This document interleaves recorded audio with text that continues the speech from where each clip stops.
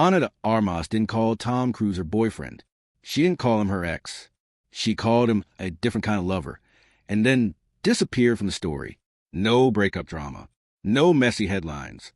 Just silence and one sentence that scare Hollywood. Because when a woman chooses those words, it usually means something happened behind closed doors that we were never meant to see. 3 words. That's all it took to set the internet on fire, and no one saw it coming. When Ana de Armas casually referred to Tom Cruise as a different kind of lover, the reaction was immediate. Fans paused. Media outlets rushed to decode the meaning. Hollywood insiders leaned in, sensing that this wasn't just another throwaway line. It felt intentional, almost careful. And that raised the biggest question of all. What did she really mean? Was she talking about romance in its purest form? Was she quietly showing respect for a man often misunderstood by the public? Or was there a deeper truth hidden between those words? Something the cameras never captured? In an industry where celebrity relationships are loud, theatrical, and constantly dissected, this statement stood out because of its restraint. There was no drama attached to it, no bitterness, no attempt to rewrite the past or create headlines. It wasn't romantic in the traditional, cinematic sense either. Instead, it felt calm, thoughtful, mature, almost reflective. And that's exactly why people couldn't stop talking about it. Silence, after all, can be louder than chaos. Ana de Armas is not known for careless words. Over the years, she has built a reputation for emotional intelligence, honesty, and grace, both on and off screen. She doesn't rush to explain herself, and she rarely feeds into speculation. So when she chose to describe Tom Cruise in such a specific and unusual way, it suggested intention, it suggested experience, and most importantly, it suggested a story that didn't need to be shouted to be understood. This wasn't about scandal. It wasn't about rumors or tabloid narratives. It was about connection. Behind those 3 words lies a story of growth, understanding, and a kind of love that exists beyond public validation. A connection that didn't rely on red carpets or social media posts to feel real. Something quieter. Something deeper. In many ways, Anna's words challenge the way we normally define relationships, especially celebrity ones. We are used to extremes. Passionate love or public heartbreak, fairy tale endings or explosive breakups. But this felt different. This felt like 2 people meeting at a moment in their lives, sharing something meaningful, and then allowing it to be exactly what it was. No more, no less. That's why her statement resonated so deeply. Because it hinted at emotional maturity. Because it suggested respect without possession. Because it showed that love doesn't always need permanence to have value. So let's rewind the noise. Let's step away from the headlines and speculation. Let's stop asking who was right or who walked away. Instead, let's uncover what Ana de Armas truly meant when she called Tom Cruise a different kind of lover, and why those 3 quiet words ended up saying more than any headline ever could. From the outside, Tom Cruise and Ana de Armas seemed like an unlikely pair. 2 generations. 2 very different life stages. One was already a global legend, one of Hollywood's most powerful and recognizable icons. The other was a thoughtful, emotionally intelligent rising star, still carving her own path and discovering who she wanted to become. On paper, it didn't look like a match the world could easily understand. But behind the scenes, something genuine was quietly unfolding. Their connection didn't begin with glamour, status, or media attention. It began with something far more rare in Hollywood: shared discipline and respect for craft. Tom Cruise is famously known for his unmatched work ethic. He pushes his limits, performs his own stunts, and treats filmmaking almost like a sacred responsibility. For him, acting isn't about fame, it's about commitment. Ana de Armas saw that.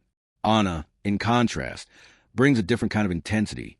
She is known for her emotional sensitivity, introspection, and honesty, both on and off screen. She doesn't hide behind fame. She reflects, questions, and feels deeply.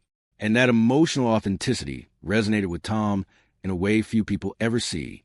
Together, their bond wasn't loud. It wasn't dramatic. And it certainly wasn't performative. There were no carefully staged red carpet appearances designed to fuel headlines. No constant paparazzi photos meant to prove anything. No public declarations or social media posts demanding validation. In an industry where relationships are often built for attention, their silence stood out. And in Hollywood, silence speaks volumes. What they shared wasn't meant for an audience. It wasn't designed to go viral. It existed in private conversations, mutual understanding, and quiet support. It was a kind of connection that doesn't need explanation because it doesn't rely on approval.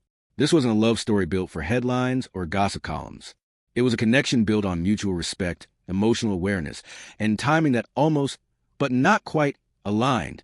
That's what made it different. Tom wasn't trying to mold Anna into anything. He wasn't trying to control her path or define her future. And Anna wasn't looking for someone to complete her or overshadow her journey. Instead, they met in a space of equality, two people recognizing something real without trying to force it into a label. And that's where things begin to feel unusual, because most celebrity relationships are about projection, what the public wants to see. This one was about presence, how two people showed up for each other when no one else was watching. Their connection didn't demand permanence. It didn't ask for promises. It simply existed for what it was, meaningful, honest, and grounded in respect. And perhaps that's why, when Anna later described Tom Cruise as a different kind of lover, the words carried so much weight, not because of romance, but because of how rare that kind of connection truly is. When Anna de Armas used the phrase, a different kind of lover, she wasn't talking about romance in the fairy tale sense that Hollywood usually sells. She wasn't describing dramatic declarations, over-the-top gestures, or the kind of passion that burns fast and loud before fading away. Her words carried a quieter meaning, one that felt more personal, more intentional, and far more mature. She was talking about presence. According to people close to Tom Cruise, presence is something he takes seriously. When he commits to a project, a friendship, or a relationship, he commits fully. He listens, not just to respond, but to understand. He pays attention to details most people miss. And when someone matters to him, they feel it, not through words alone, but through consistency. Anna didn't describe him as perfect. She didn't paint him as a dream partner or suggest he was the one. Instead, she chose her words carefully.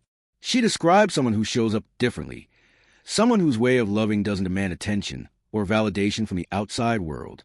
And that distinction matters. A different kind of lover isn't someone who tries to control your choices or define your future.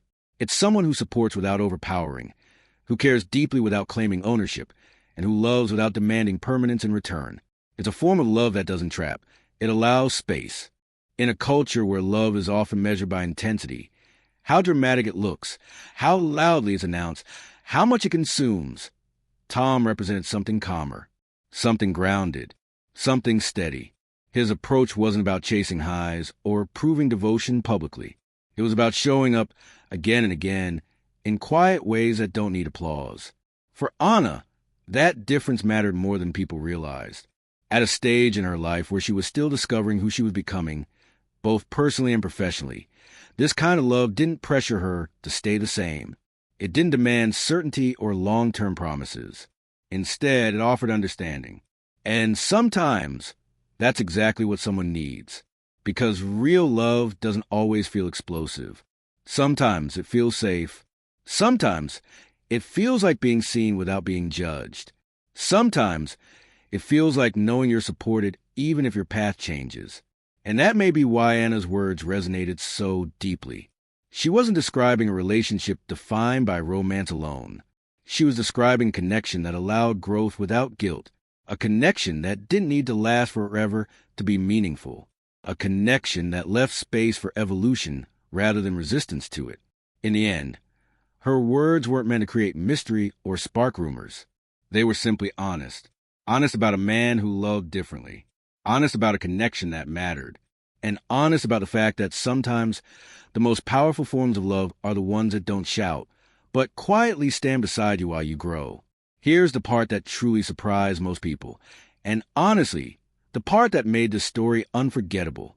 This story doesn't end with heartbreak, betrayal, or a dramatic fallout. It ends with clarity. In a world where celebrity relationships often collapse under pressure, ego, or public scrutiny, this one took a quieter, more mature path. Anna de Armas didn't walk away because something broke. There was no scandal hiding behind closed doors, no explosive argument, no moment where love suddenly disappeared. She walked away because she was changing. Anna's career was expanding rapidly. She was stepping into bigger roles, exploring new creative spaces, and discovering new layers of herself, both professionally and emotionally. With that growth came reflection. And in that reflection, she realized something important. What once felt right no longer fully aligned with who she was becoming. That realization is never easy. It doesn't mean the connection wasn't real. It doesn't mean the feelings weren't genuine. It simply means that sometimes people grow in different directions, and recognizing that takes courage. What made this moment even more powerful was Tom Cruise's response. With decades of life experience, emotional discipline, and a deep understanding of human relationships, Tom didn't resist the change. He didn't try to hold on out of fear. He didn't turn the ending into a public spectacle. Instead, he understood there was no public drama, no bitter interviews disguised as honesty, no subtle jabs through the media, no attempts to control the narrative, just silence, respect, acceptance. Two people acknowledging that not every meaningful connection is meant to last forever, and that letting go can sometimes be the most loving act of all. And that's what makes this story so different, because we are taught that love must always fight to survive, that walking away means failure, that endings automatically mean loss. But this story challenges that idea entirely. Sometimes, love's greatest purpose isn't permanence. Sometimes it's preparation. The most different kind of lover isn't the one who promises forever at any cost. It's the one who recognizes when holding on would stop someone from becoming their best self and chooses to step back instead. That kind of love doesn't demand ownership. It doesn't beg. It doesn't punish growth. It respects it. And maybe that's why Armas chose those words so carefully. Not to romanticize the past, not to rewrite the story, but to honor a connection that mattered, even if it wasn't meant to last. Because clarity, when it comes from love, can be more powerful than heartbreak. So why are we still talking about this? Weeks, even months later, when Hollywood moves on from stories so quickly. Because this story was never really about Tom Cruise or Armas. It was about how we define love in a world that constantly tells us love must look a certain way. Big gestures, public decorations, forever promises, rings, weddings, timelines. Anything less than that, we're told, somehow doesn't count. But Anna's words quietly challenged that entire idea. When she called Tom Cruise a different kind of lover, she wasn't just describing a man. She was describing a type of connection, one that doesn't demand ownership, labels, or permanence to be real, one that doesn't need to end in marriage to be meaningful. Sometimes, love is not the destination. Sometimes love is a lesson. Anna's perspective reminds us that love can be a chapter, not the whole book, a season, not a lifetime, a moment that enters your life, changes you, teaches you something essential, and then steps aside without bitterness or regret. And that kind of love can be just as powerful as any lifelong romance. A different kind of lover is someone who doesn't come to complete you, but to reflect who you already are becoming. Someone who meets you where you are, supports your growth, and understands that holding on too tightly can sometimes do more harm than letting go. In a culture obsessed with labels, boyfriend, girlfriend, ex, soulmate, this story feels refreshing because it refuses to fit neatly into any of them. There was no dramatic ending, no villain, no heartbreak headlines. Just two people acknowledging that their paths, while once aligned, were now moving in different directions. And instead of forcing the story to continue, they allowed it to end with dignity. That's rare. We often believe that love failing means someone lost. But this story suggests something else entirely, that love doesn't fail just because it ends. Sometimes, it succeeds by doing exactly what was meant to do. It helps you grow. It helps you see yourself more clearly. And then it lets you go. In a world that glorifies intensity and chaos, this quiet ending felt radical. It reminded us that emotional maturity isn't about holding on at all costs. It's about knowing when to release something with gratitude rather than resentment.